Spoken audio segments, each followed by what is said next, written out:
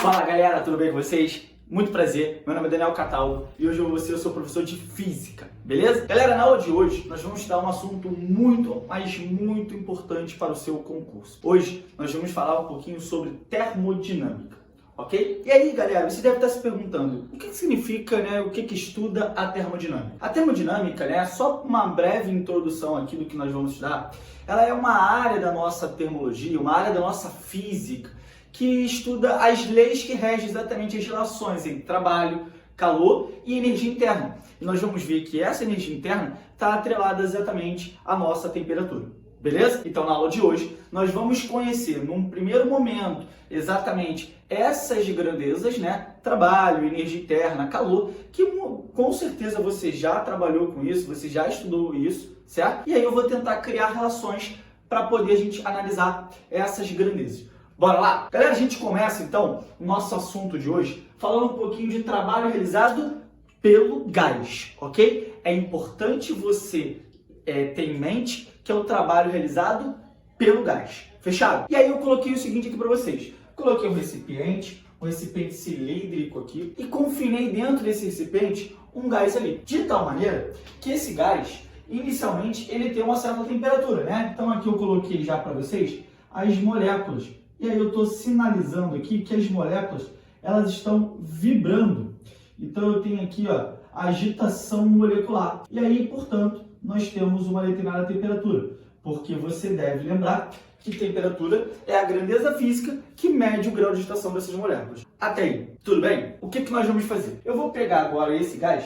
Perceba o seguinte, esse gás está dentro de um recipiente que tem um êmozinho aqui. E aí, eu vou pegar esse meu gás e vou aquecê-lo. Então, imagina que você aqui usou uma fonte térmica, por exemplo, a chama aqui de um fogão, tá? Você aquece esse sistema, esse recipiente com esse gás, e aí você pode pensar, olha, se então a gente vai aquecer esse sistema, as moléculas vão ficando cada vez mais agitadas. Até aí, tranquilo? Se eu tenho uma agitação molecular agora maior, é porque a minha temperatura aumentou. E aí o que vai acontecer? Essas moléculas, elas vão colidir cada vez mais entre si, entre elas e o recipiente, e consequentemente vai ter uma colisão maior, aplicando, portanto, uma força nesse nosso êmbolo.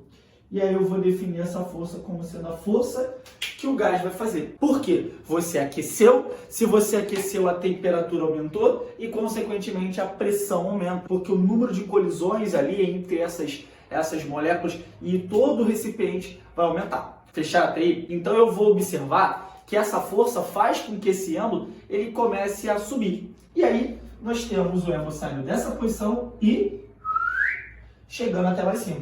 E aí eu vou desenhar aqui para vocês. Imagina que o êmbolo aqui, ele simplesmente subiu, tá? E aí, portanto, a gente já pode identificar que numa situação como essa, onde a gente consegue identificar facilmente que houve um aumento aqui, e aí eu vou chamar esse aumento aqui, de delta H, certo? Um aumento aqui do nosso nível e, consequentemente, eu tenho um aumento do volume, e aí eu posso definir, então, que houve uma expansão, certo? Eu tenho, então, um deslocamento desse meu êmbolo. Perfeito. Outra coisa que a gente sabe é que se a gente, por exemplo, analisar a área, desse êmbolo daqui, é exatamente igual à área da base que nós temos aqui no nosso recipiente, certo?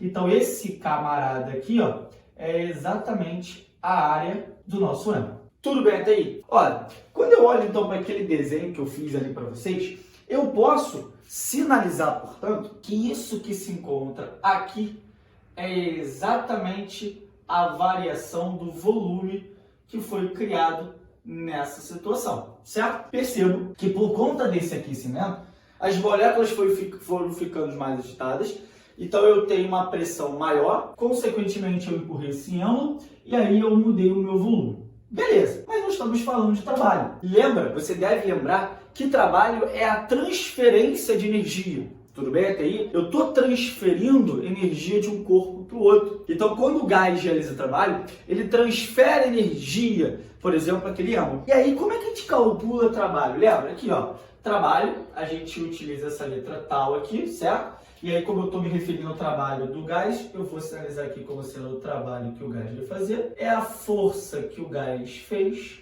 ali, vezes o deslocamento, né? Essa distância que nós vamos sinalizar, vezes exatamente o cosseno do ângulo θ. Essa é a definição geral de trabalho. Tranquilo? De boa? E aí, o que você deve lembrar é o seguinte. Quando você analisa essa equação daqui, lembra que você tinha um trabalho positivo, trabalho negativo e até mesmo um trabalho nulo. Quando o seu trabalho era positivo, é porque aquele cosseno ali virava 1. É porque a sua força estava a favor do deslocamento, estava a favor do movimento. E aí eu quero que você perceba o seguinte, a força que o gás faz está a favor do deslocamento desse ângulo. E aí, portanto, eu posso falar aqui, ó, que vale 1. Beleza? Até aí tranquilo? Porque o ângulo ali vale 0, então o cosseno vale 1. Show de bola, né? Bem tranquilo. Vamos manipular alguns dados aqui interessantes. Por exemplo, já que eu estou falando de força aplicada sobre esse ângulo, eu estou falando de força aplicada sobre uma determinada área, certo? E aí, você deve lembrar que pressão é a força que o gás fez sobre a área daquele ângulo. Então, consequentemente, eu posso dizer que a força que o meu gás está fazendo é a pressão vezes a nossa área. Até aí, de boa? O que eu vou fazer? Eu vou pegar essa expressão aqui de laranja e vou colocar aqui. Vamos ver como é que vai ficar? Vai ficar assim, ó. Trabalho, portanto, do meu gás será, nesse caso, pressão vezes a área vezes essa distância. Mas essa distância é exatamente o nosso ΔH. Então, eu posso definir como sendo o nosso ΔH aqui. Tranquilo? Agora, olha só. Vou pegar minha caneta roxa para você observar exatamente, eu quero que você olhe para esse produto aqui. Eu te pergunto, na matemática, quando a gente fala sobre volume, como é que a gente calcula o volume desse cilindro? Sem pensar numa equação pronta. 2π, π ao quadrado, r ao quadrado, não quero saber isso. Eu quero uma equação bem mais simples, uma ideia bem mais simples. Perceba aqui comigo. Era só fazer a área da base vezes a altura? Então se eu faço, ó,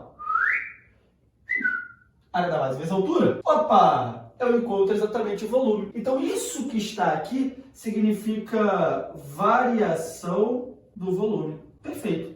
Então, eu tenho ali, de fato, na minha expressão que eu estou chegando, a variação do meu volume. Ora, então eu posso tentar escrever algo bem mais fácil para a gente. Eu posso dizer, portanto, o seguinte. Logo, se eu quero o trabalho realizado pelo gás, eu vou fazer o seguinte. Trabalho realizado pelo gás é igual a pressão vezes a variação do nosso volume. Ora, aí você olha para aquela expressão dali. Pressão vezes variação do volume. Perfeito. Então, pressão vezes variação do volume, eu posso escrever de outro jeito também. Eu posso dizer que o trabalho realizado pelo gás é o número de mols, a constante e a variação de temperatura. Perfeito. Eu uso aqui, nesse caso, a equação de Clapeyron. E aí eu quero que vocês pensem comigo o seguinte. Por que eu só pensei na variação do volume e, consequentemente, pensei na variação de temperatura? Porque nessa situação que eu criei para vocês, eu estou criando uma situação onde a minha pressão é constante. Então, é legal você lembrar que essa equação P vezes ΔV, você só usa no processo isobárico. Fechado? Não posso esquecer. Então, pressão vezes variação de volume, eu uso no processo isobárico. Só que não só saber a equação é importante. Na verdade, só saber a equação é importante. Não é. Eu preciso pensar também nos sinais. Porque aqui, perceba uma coisa. Eu estou criando uma situação onde eu tenho uma expansão. Mas eu poderia ter uma compressão, não poderia? Portanto, eu quero que você guarde na sua cabecinha o seguinte. Se você tiver uma expansão, o seu volume está aumentando. Então, a variação do volume, ela é positiva. Certo? Consequentemente, o que vai acontecer? O seu trabalho, o trabalho realizado pelo gás também é positivo. Tranquilo? Agora, se eu tenho uma compressão, o seu volume está diminuindo. Então, eu estou comprimindo ali, certo? Se eu estou comprimindo aquele cara, o meu trabalho realizado pelo gás é negativo. Não esqueçam que você tem um trabalho realizado pelo gás e sobre o gás, que seria a situação de eu empurrar esse ângulo daqui, ou puxar o elo ali, tá? Isso tem uma análise diferente. Aqui eu estou falando do trabalho realizado pelo gás. Outra coisa, se a gente sabe que trabalho é a transferência de energia, então o trabalho é medido em joule. Tudo bem até aí? Todo mundo tranquilo? Agora, isso aqui é uma maneira de você calcular o trabalho, certo? Mas nem sempre você vai ter dados suficientes para poder calcular o trabalho usando essa ou essa equação, tá? Você pode, por exemplo, se deparar com algum gráfico. E aí eu vou colocar um gráfico mais simples possível aqui para vocês, tá? Para a gente começar a entender esse assunto. Se eu, por exemplo, falar que eu tenho um gráfico assim na horizontal, onde eu tenho que o meu eixo vertical é pressão e o eixo horizontal é volume, eu estou falando para vocês que eu estou saindo de um estado termodinâmico A e vou para o estado termodinâmico B, beleza? Repare uma coisa, quando eu saio do estado termodinâmico A e vou para o estado termodinâmico B, eu estou aumentando, nesse caso, nesse exemplo que eu trouxe para vocês, o meu volume, mas a minha pressão se manteve constante. Então eu tenho o volume A, volume B e a pressão que se manteve constante ali. Ora, então facilmente eu posso aplicar essa equação. Só que eu quero que vocês observem comigo o seguinte. Olha isso daqui. Se eu calcular, por exemplo, essa área que nós temos, que eu estou pintando, essa área daqui, eu facilmente encontro que essa área é um quadrilátero. E aí, portanto, sendo um quadrilátero, eu tenho que esse lado daqui é a variação do nosso volume. Eu tenho facilmente que esse lado é a nossa pressão. Então, se eu fizer pressão vezes ΔV, eu estou calculando aquela área. Não é mesmo? Não é mesmo? E aí eu tenho, portanto, que a área dessa figura é igual numericamente ao trabalho realizado pelo gás. Boa? Vou melhorar. Eu tenho, na verdade, que a área dessa figura me dá, nesse caso, o módulo do trabalho. Porque eu só vou poder analisar se ele é positivo ou se ele é negativo quando eu olho, portanto, se é uma expansão ou uma compressão. Então, essa setinha daqui, ó, essa setinha que nós temos aqui, ela é importantíssima pra gente. Porque é ela que vai me garantir se você tem uma expansão ou se eu tenho uma compressão. Galera, então vamos tentar resumir a nossa história. O trabalho do gás eu posso calcular desse jeito, tá? Essa equação é quando você tem um processo isobárico. Mas se eu tiver qualquer outro processo, ele pode me dar um gráfico. Se ele me fornecer um gráfico, aí eu peguei o gráfico do isobárico só para ficar mais simples, eu faço a área da figura. Porque se eu fizer a área da figura, eu encontro quanto é que vale o trabalho. Beleza? Agora, pensa comigo. Tem algum gráfico aqui que eu não consigo fazer essa área? Tem. Lembra quando você estudou, por exemplo, transformações gasosas? Quando você analisa um processo isovolumétrico, que é a mesma coisa que isocórico, ou isométrico, no caso, você tem o seu volume sendo constante? Lembra? Se o seu volume é constante, você não vai ter variação. Então você não pode analisar nem expansão, nem compressão. Não é mesmo? Então, se o teu volume é constante, não há variação, não tem trabalho realizado pelo gás. Foi até aí? Então, qualquer gráfico que ele me der de pressão por temperatura, a área da figura me dá numericamente o modo daquele trabalho. E a setinha vai me garantir se é uma expansão ou se é uma compressão. Tranquilo até aí? Todo mundo de boa? Galera, continuando aqui o nosso raciocínio. Agora vamos falar um pouquinho sobre energia interna. Quando a gente pensa em energia interna, a gente está pensando, por exemplo, nas moléculas ali, certo? E aí quando a gente analisa as moléculas daquele gás, por exemplo, aquele gás pode estar uma determinada temperatura e, consequentemente, eu posso analisar a agitação molecular. Olha, quando você pensa em agitação molecular, consequentemente, você está pensando na movimentação dessas moléculas. Se eu penso na movimentação dessas moléculas, eu já penso em energia cinética. A energia cinética está atrelada à velocidade. Tranquilo? Então, quando você for pensar em energia interna, você está pensando na soma das energias cinéticas de cada molécula. Se eu pegar cada molécula daquele gás e somar a sua energia cinética, né, a energia cinética de cada molécula, eu tenho toda aquela energia que está interna. Então, para você calcular a energia interna, eu tenho três maneiras. Eu tenho um gás monatômico, coloquei para vocês aqui, por exemplo, um gás hélio, um gás diatômico. Então, vamos corrigir aqui, ó, Aqui é um gás diatômico, tá? Então eu escrevi aqui errado, aqui é um gás diatômico. Então, por exemplo, oxigênio. O CO2 que é um gás poliatômico. Então eu tenho um átomo, 2 átomos e 3 átomos ou mais, né? Dependendo do gás que eu estou analisando. Para eu calcular a energia interna, a gente sempre vai usar a letra U, tá? Então, energia interna, a gente usa a letra U aqui nesse caso. E aí, repara uma coisa. Para eu calcular a energia interna, eu preciso de energia cinética. Só que a energia cinética está atrelada ao movimento das moléculas, que está atrelado à temperatura. Portanto, eu preciso da temperatura aqui no caso. Outra coisa, se eu sei que a energia interna é a soma das energias cinéticas de cada molécula, o número de mols é muito importante para a gente. Beleza. Então eu posso colocar aqui, ó, o número de mols também, tá? Outra coisa que a gente vai analisar é a constante universal acompanhando a gente aqui. E aí você vai colocar o seu Rzinho lá, ó, constante universal. Só que você tem que observar também que quando você tem um gás monatômico, você só tem um átomo.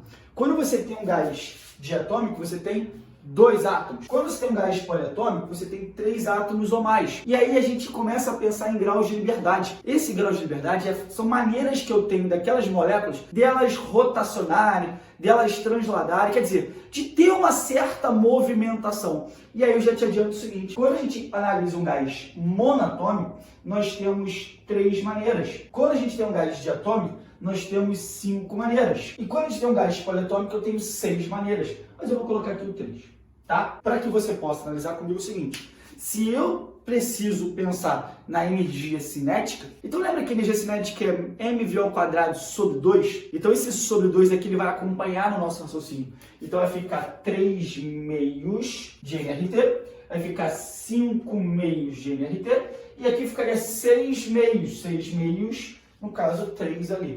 Beleza? Então sempre que eu quero um gás monatômico, 3 meios de nRT, gás diatômico, 5 meios de nRT, gás poliatômico, 3 nRT. Cataldo, mas se eu aquecer, a temperatura aumenta. Perfeito? Então a agitação molecular vai aumentar. Perfeito? Se a agitação molecular vai aumentar, a energia interna também aumenta. Show de bola! Então se você variar a energia interna, você vai variar a sua temperatura. Não posso esquecer isso. Esse cara daqui, ele depende da sua variação de temperatura. Portanto, se houver uma variação de temperatura, houve variação de energia interna. Não posso esquecer isso. Então, se não houve variação de temperatura, fala para mim, qual é a transformação que não ocorre variação de temperatura? Isotérmica. Perfeito. Se não houve variação de temperatura, não houve variação de energia interna.